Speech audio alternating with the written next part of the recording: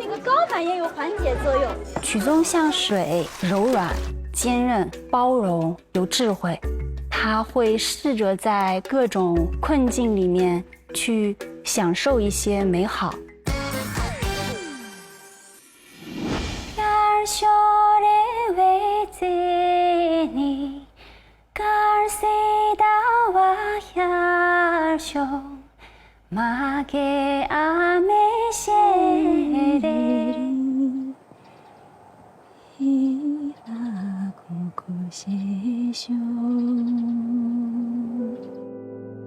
日光之城，它是讲述了一些生活在拉萨的一群可爱的人，他们的酸甜苦辣，他们的选择和坚持。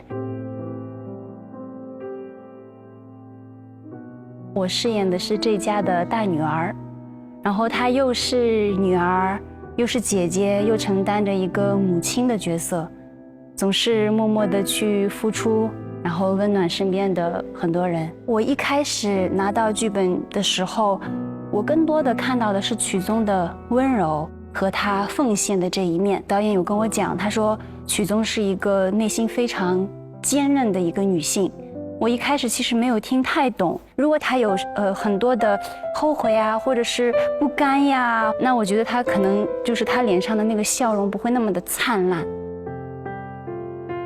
所以我才明白曲宗这个人物的内核，包括拍摄的时候，就是我们的黄伟导演真的是，我觉得我能遇到这样的导演，我非常的幸运。他不会在现场教你说这一场戏，你需要从这个地方必须走到这个地方，然后你需要这样去表演。他不会去跟我讲这么多，就是固定的细节内容，但是他会告诉我这个角色的前后的一个情绪脉络。如果我的这个理解是对的，他就会把那个环境和氛围给我营造出来。就是当我穿上曲宗的衣服，来到了导演的那个灯光下，他的布局下，我一下就知道这个时候的曲宗是什么样子了。张彤老师进组的会稍微晚一点点，我就一直在设想这个少杰到底是一个什么样的人，我就在想曲宗为什么会爱上他。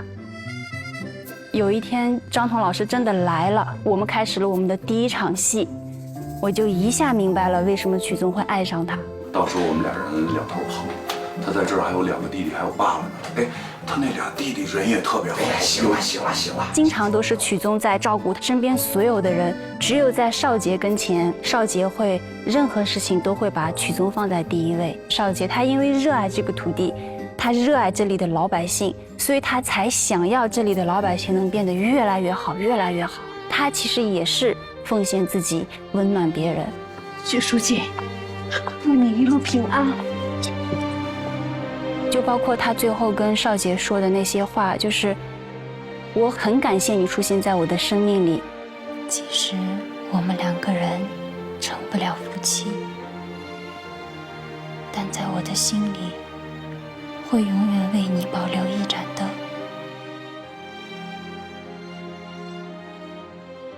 所以我觉得这是他对爱情的一种觉醒吧。曲宗的观念当中，他不会去做不到的事情，或者是没办法得到的事情，他硬要去争取，因为没有用。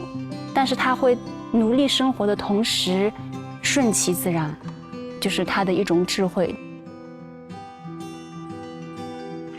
我很感谢曲宗选择我来讲述他的故事，他是我的心之所向，就是我希望有一天我能成为他那样的一个情绪稳定且内核强大、富有智慧、坚韧的一个这样的女性。